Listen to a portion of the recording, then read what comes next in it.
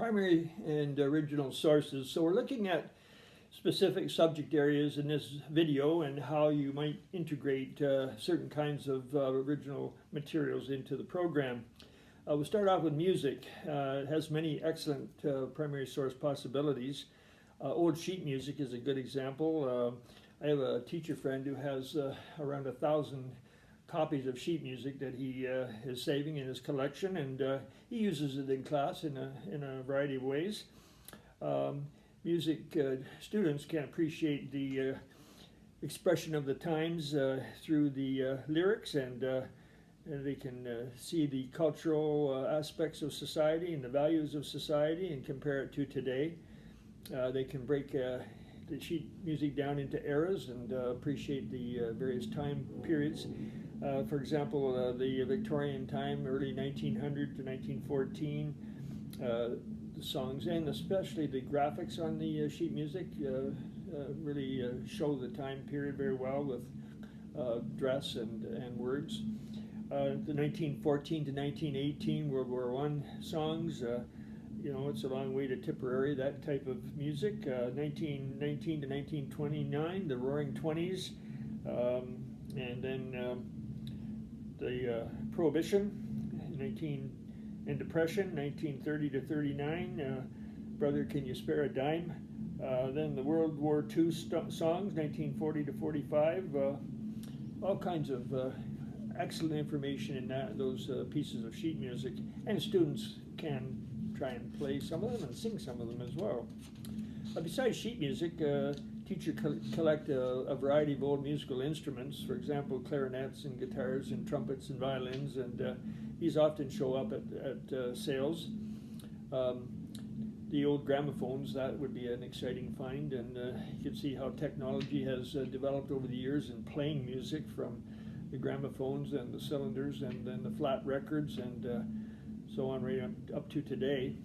So creative music teacher can maximize their learning in their classes by using all kinds of primary source approaches, and my friend that I was telling you about certainly integrates that into his courses, and they're very, very exciting for the students. In geography, older geography primary sources are readily available with a little hunting by the teacher. Old atlases particularly offer a wealth of information. I've recently acquired the 1922 atlas, and it has copyright maps in there from 1904. So these maps and atlases can give great information in terms of changes that have taken place in boundaries and railway lines and parks and new towns and towns that have disappeared. So old atlases are a definite thing to add to your resource collection as a geography teacher. Old gas station road maps were handed out free, and they're out there. They are particularly good for showing the development of roads and highways, and some of these highways no longer exist, and the gas stations themselves no longer exist, so you can learn a lot from a gas station road map. Old government documents and resource booklets were published by government and over the decades, and you can find them in various locations. It gives you maps and lists and charts and statistics. Old topographical maps are great for geographical learning, a source of a variety of landforms. Old photos can do the same.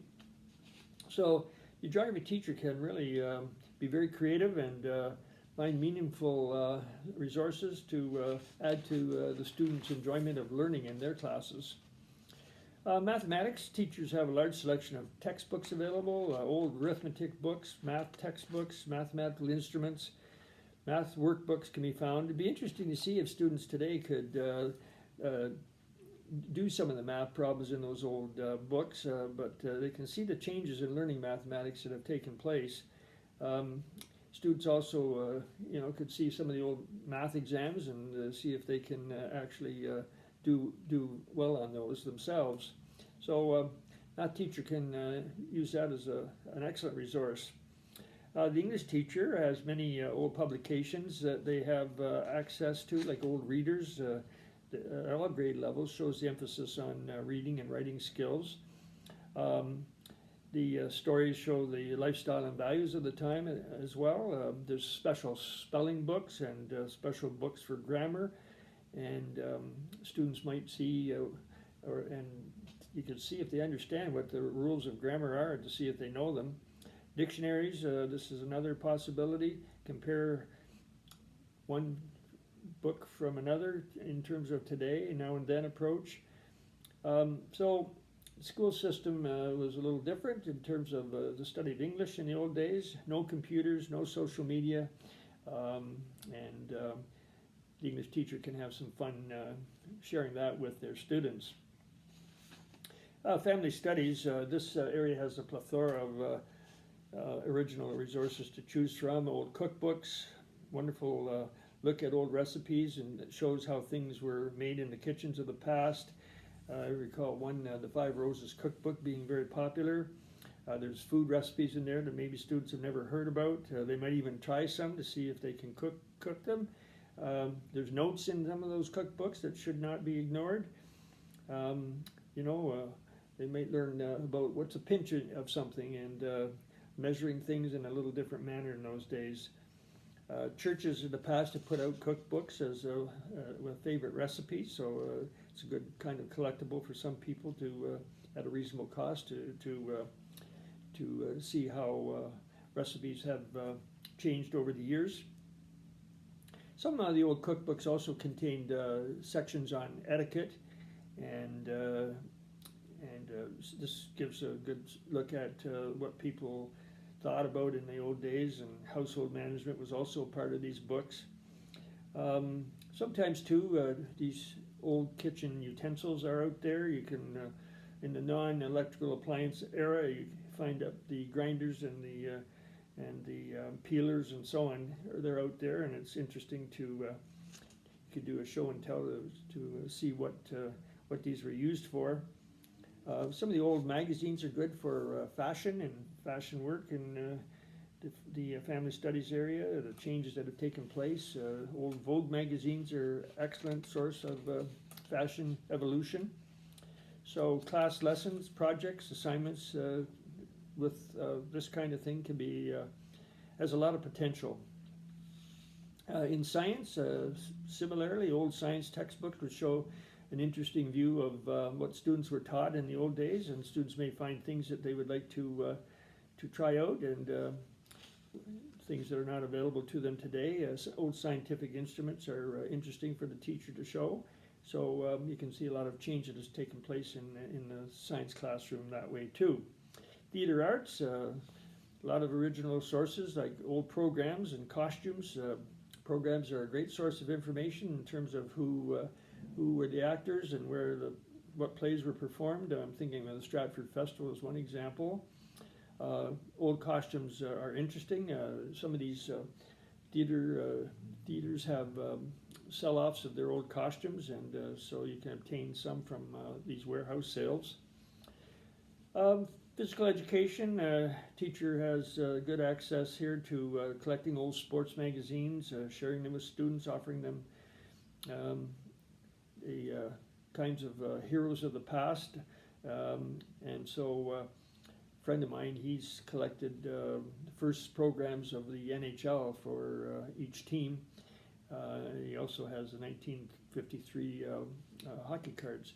You can show students this kind of thing. No, you don't want them to touch because they are valuable, but students might find that sort of thing is interesting when they see a hobby of someone being shared with them, and they might be inspired themselves to start to collect themselves. Old equipment is interesting for phys ed students. Evolution of safety in sports can be looked at. Students can discuss such things as concussion and injury prevention as a result. And interviews can be done with local sports celebrities, and so it has a lot of possibilities in the physical education area as well. So this is just a few examples for each of those subject areas. The next video we're going to do a little more in-depth look at the history area and look at the large variety of original sources available for the history teacher.